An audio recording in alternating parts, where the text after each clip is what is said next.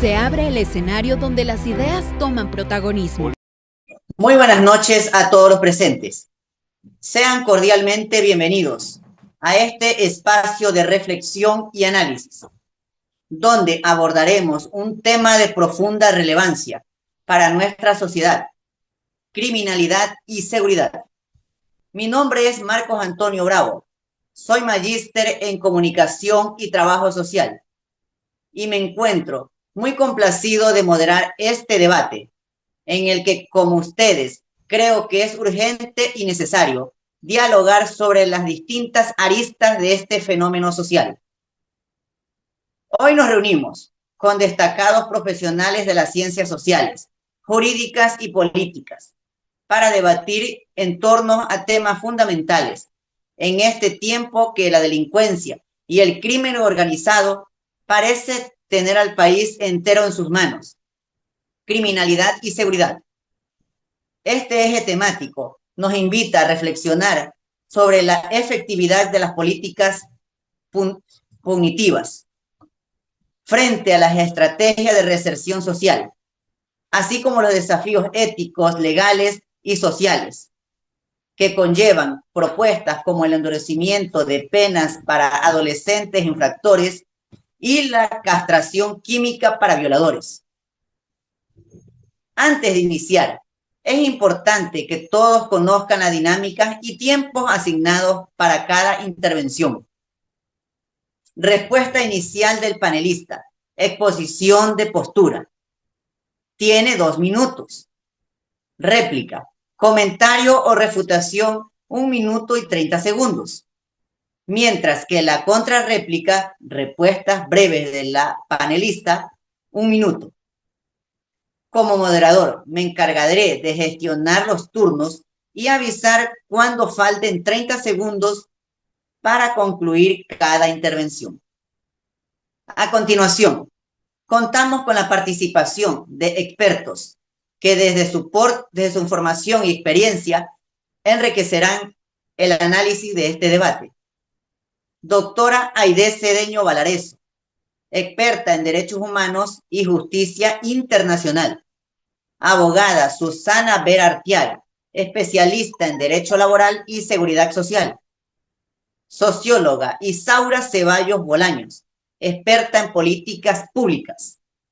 Doctora Viviana Elizabeth Mero Mendoza, especialista en Derecho Internacional y Penal. Licenciada Erika Daza Quijije, magíster en Justicia Penal con enfoque de género. Licenciada Dania Petao, especialista en Derecho Secretario y Tributario. Doctora Joana Mejía Álava, especialista en especialistas públicas y ciudadanas. Licenciada Karen Delgado Cedeño, magíster en Criminología y Políticas Públicas.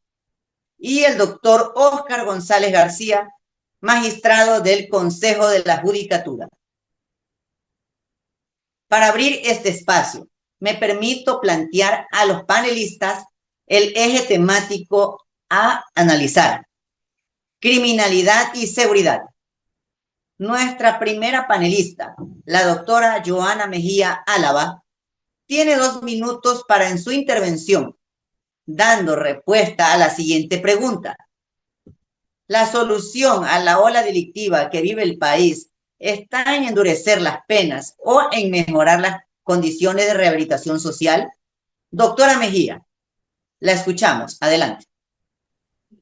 Saludos cordiales a los presentes. Estimado moderador, respondiendo a su pregunta, la solución a la ola delictiva que atraviesa el país no puede limitarse únicamente al endurecimiento de las penas, ya que estas medidas, aunque pueden generar un poco de percepción momentánea de control, no atacan las causas estructurales de la criminalidad. Aumentar los años de condena no disuade necesariamente a quienes delinquen, especialmente cuando el sistema judicial es ineficiente y la impunidad prevalece. Numerosos estudios de criminología sostienen que la certeza del castigo tiene más peso que una severidad. Por tanto, endurecer a las penas sin fortalecer la capacidad del Estado para prevenir el delito y garantizar procesos judiciales eficaces, solo perpetúan un ciclo punitivo que poco resuelve. En contraste, mejorar las condiciones de rehabilitación social se perfila como una estrategia más sostenible y humana. Un sistema penitenciario enfocado en la reinserción a través de la educación, el trabajo, salud mental y sobre todo oportunidades reales de libertad. No debería ser solo un castigo, sino oportunidad para reconstruir vidas y restituir el tejido social dañado.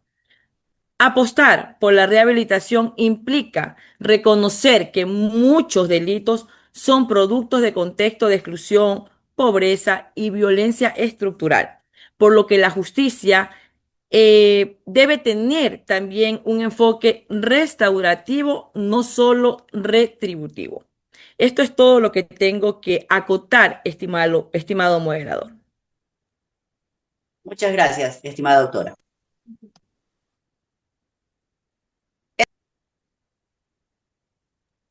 Gracias por su intervención. Abogada Susana Vera, usted tiene 1 minuto para la contrarréplica. Comparto la preocupación por abordar la criminalidad en Ecuador, desde qué óptica más humana y estructural. Es verdad que muchos delitos nacen de condiciones sociales injustas, pero también es cierto que toda la sociedad necesitamos normas claras y una autoridad firme que garantice el derecho al trabajo con seguridad y el derecho a circular libremente y a vivir sin temor. Desde mi libertad y a vivir sin temor. Desde mi experiencia he visto cómo pequeños comerciantes, madres trabajadoras, informales o personas adultas han perdido sus medias de vida por la violencia sin encontrar respuesta ni protección del Estado. Apostar por una prevención y rehabilitación no excluye la necesidad de frenar los delitos. Lo que se necesita es que el Estado haga cumplir la ley de manera efectiva y justa para proteger a las personas que viven y trabajan honestamente cumpliendo con las normas. Muchas gracias. Es el turno de la socióloga Isaura Ceballos, a lo cual tiene un tiempo de 1 minuto y 30 segundos. Adelante. Saludos. Como socióloga sostengo que la criminalidad en el Ecuador no puede enfrentarse únicamente desde el endurecimiento de penas o mejorar la rehabilitación social. Endurecer penas responde al clamor social de justicia, sí, pero debemos reconocer que aumentar los años de cárcel no resuelve que se vaya a aumentar estos años en los delitos y también debemos de tener en claro que detrás de esto vienen muchas historias como la pobreza, la violencia estructural y la falta de acceso a los derechos básicos. Por ello, es indispensable transitar hacia un enfoque integral, equilibrado, que combine ese fortalecimiento institucional, la justicia, con enfoque restaurativo y políticas públicas inclusivas. Si bien es cierto que intervenir en la rehabilitación social es una apuesta valiente y humana de romper ese ciclo de reincidencia, ya que dignifica a la persona privada de libertad, debemos tener en cuenta que esto requiere de una inversión sostenida. Y para esto no se puede obtener resultados urgentemente para este crimen organizado y la rehabilitación o la violencia que existe actualmente. La justicia restaurativa no implica impunidad, sino una forma responsable y humana de enfrentar el delito. Muchas personas delinquen por exclusión social. Por ello, urge un sistema penitenciario rehabilitador que permita reconstruir vidas y fortalecer el tejido social. Gracias. Gracias, doctora. Una vez abordado el primer tema del eje temático de este debate, se propone un segundo e importante tema, como es adolescentes infractores, para lo cual se plantea a los panelistas las siguientes preguntas. ¿El endurecimiento para adolescentes infractores es la solución a un eminente problema social que afecta a los menores? Doctora Aide Cedeño, tiene usted 2 minutos para su intervención. Gracias, Magíster Bravo. Saludos cordiales, estimados panelistas. Empezaré citando el artículo 3 de la Convención sobre los Derechos del Niño de 1989, en el cual establece que el interés superior del niño debe ser considerado primordial en toda actuación pública o privada, lo cual deja claro que el endurecimiento de penas para adolescentes infractores en el Ecuador no es una solución a este problema social, puesto que representa una grave contradicción a normativas internacionales de derechos humanos y protección de los menores. Entonces, ¿por qué en lugar de centrarse en el castigo, no nos ponemos a pensar si implementar sanciones más severas protegen realmente a la sociedad y al desarrollo integral de niños, niñas y adolescentes?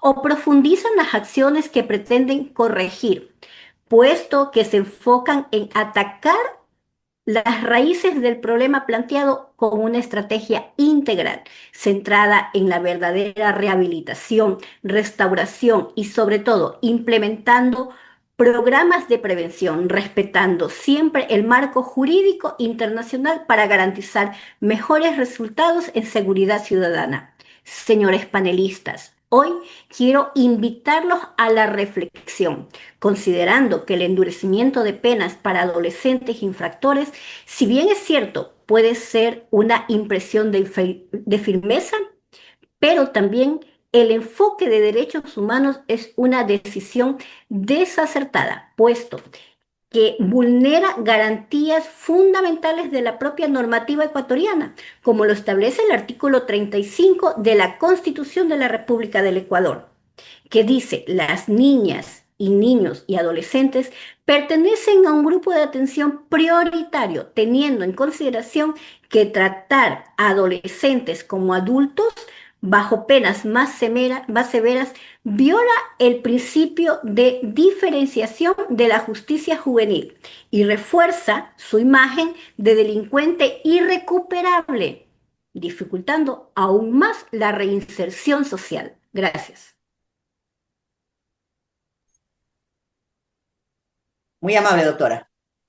Doctora Viviana Amero, su turno para hacer la réplica a la doctora Cedeño, 1 minuto y 30 segundos. Saludos cordiales. Con todo el respeto debido a los participantes y a los razonamientos expuestos centrados con tanta claridad en los derechos de los jóvenes que infringen la ley, siento la necesidad de sumar a esta discusión una perspectiva que parece haber sido dejada de lado: los derechos de quienes sufren las consecuencias y la protección de la comunidad en su conjunto. Es innegable que la convivencia sobre los derechos del niño y nuestra propia Constitución demanda una atención prioritaria para los menores.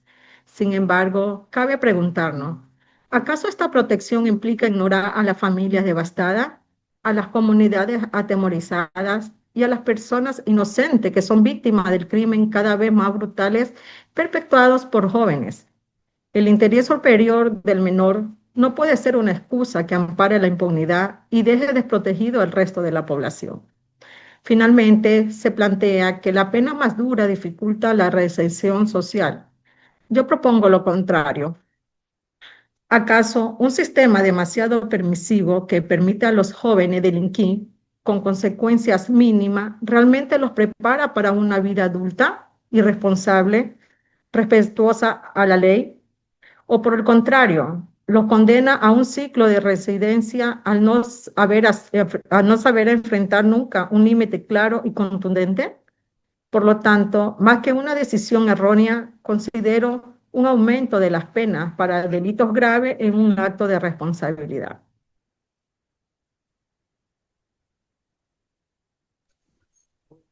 Muy amable. Doctor Oscar González, escuchamos la contrarréplica. Tiene 1 minuto. Adelante, por favor. Saludos, Magíster. Entiendo la preocupación por la seguridad ciudadana, pero endurecer penas a adolescentes no resuelve el problema de fondo. El artículo 5 del Código de la Niñez y Adolescencia prioriza la reinserción y rehabilitación, no el castigo. La Convención sobre los Derechos del Niño, artículo 37, prohíbe sanciones desproporcionadas a menores. Criminalizar no reduce la delincuencia, solo fortalece el estigma y la reincidencia.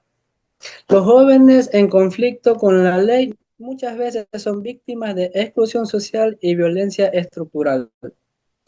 Endurecer pena no garantiza justicia, solo castiga sin transformar. La justicia juvenil debe diferenciarse de la adulta, como lo exige el marco legal nacional e internacional. Reforzar el castigo no protege a las víctimas ni evita nuevos delitos. Lo que se necesita es prevención, educación y programas de rehabilitación. Más cárcel no es más justicia, es más fracaso social. Muchas gracias. Muy amable, doctor. Para enriquecer este debate con el análisis de estos prestigiosos profesionales, menciono el último tema a debatir, castración química, para la cual se plantea la interrogante. ¿La castración química es una solución efectiva o una violación a los derechos humanos en la lucha contra los delitos de abuso sexual? Licenciada Erika Daza, tiene usted 2 minutos, para su intervención. Saludos cordiales. Cuando hablamos de delitos sexuales, hablamos de heridas abiertas, de personas que cargan con un trauma de por vida. Y es natural como sociedad sentir rabia e impotencia, y que pensemos en castigos duros como la castración química. Pero debemos detenernos y preguntarnos, ¿realmente esto resuelve el problema o estamos respondiendo a la violencia con más violencia? La castración química obligatoria sin consentimiento representa una clara vulneración de los derechos humanos. Según el artículo 66, numeral 3 de la Constitución del Ecuador, toda persona tiene derecho a la integridad personal, que incluye la integridad física, psíquica, moral y sexual. Nadie puede ser sometido a tratos crueles e inhumanos o degradantes. Y eso es precisamente lo que implica este tipo de castigo. Además, este tipo de medidas no ataca el fondo del problema. Muchos agresores no actúan por impulso sexual, sino por dinámicas de poder, por traumas no tratados o por desórdenes mentales. Castrar no reubica, no reintegra, no sana, solo silencia un síntoma por un tiempo sin tocar la raíz. ¿Y si nos equivocamos? ¿Y si el sistema judicial falla, como tantas veces ha pasado? ¿Cómo reparamos un daño irreversible en el cuerpo y la mente de una persona inocente? Creo firmemente que la solución está en enfoques más humanos, en educación sexual integral, atención psicológica oportuna, justicia con perspectiva de género, programas de reinserción social, apoyo de víctimas. No podemos construir una sociedad justa a costa de violar los derechos fundamentales. Transformar, no solo castigar. Esa debe de ser nuestra meta. Gracias. Muy amable, mi estimada. Licenciada Karen Delgado, tiene la palabra para hacer la réplica a la licenciada Daza. En 1 minuto y 30 segundos. Adelante. Saludos. Licenciada, respeto su postura. Yo también creo en los derechos humanos, pero no puedo dejar de pensar en los derechos de las víctimas, sobre todo cuando hablamos de niños indefensos. ¿Qué pasa con ellos? Dígame usted, ¿qué pasa con su vida y con su salud mental?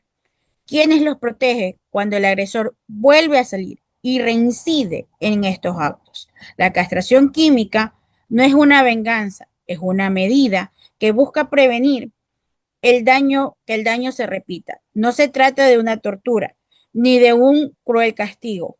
Es un tratamiento que se aplica bajo supervisión médica y se ha utilizado en varios países donde se ha reducido la reincidencia. No decimos que esta sea la única solución, pero sí es una opción que se debe poner sobre la mesa, sobre todo cuando la prisión y la terapia no han funcionado. No podemos seguir confiando en que todo se resuelva con el diálogo, cuando existen vidas marcadas para siempre. Hablar de los derechos humanos es también hablar de los derechos a vivir sin miedo. A veces proteger significa tomar decisiones difíciles y esta es una medida que puede evitar que otras personas sean abusadas. Entonces, sí debe ser considerada por prevención, por justicia y sobre todo por respeto hacia las víctimas. Gracias. Muy amable por su intervención. Licenciada Dania Petao, cuenta con 1 minuto para realizar la contrarréplica. Saludos cordiales con todos los presentes.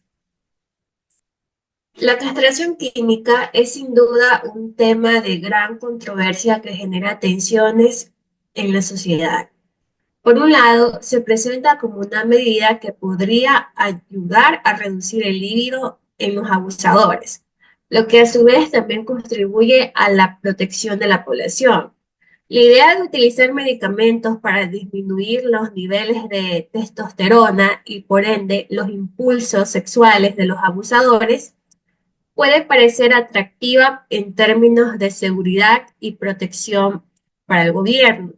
Sin embargo, esta estrategia no aborda las causas subyacentes del comportamiento delictivo como problemas de salud mental o traumas del pasado. Es decir, que esta persona no solo pudo haber sido victimario, sino víctima. Aunque la castración química puede ofrecer una solución temporal para reducir el riesgo de reincidencia, no garantiza una rehabilitación real ni una integración efectiva para la sociedad. La falta de un enfoque integral que incluya terapia y apoyo psicológico puede perpetuar el ciclo del delito, dejando a los individuos sin las herramientas necesarias para cambiar su comportamiento en un largo plazo.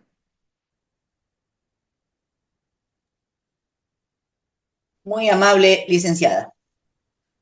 Bien, el desafío de combatir la criminalidad es complejo y multifactorial. Requiere de políticas integrales que no solo castiguen, sino que también prevengan y rehabiliten. El equilibrio entre justicia punitiva y justicia social es el gran reto a los que debemos aspirar como sociedad. Agradecemos la participación de cada uno de los panelistas por sus valiosas aportaciones, así como a todos los asistentes que nos han acompañado en este importante espacio de discernimiento y controversia. Gracias a cada uno de ustedes.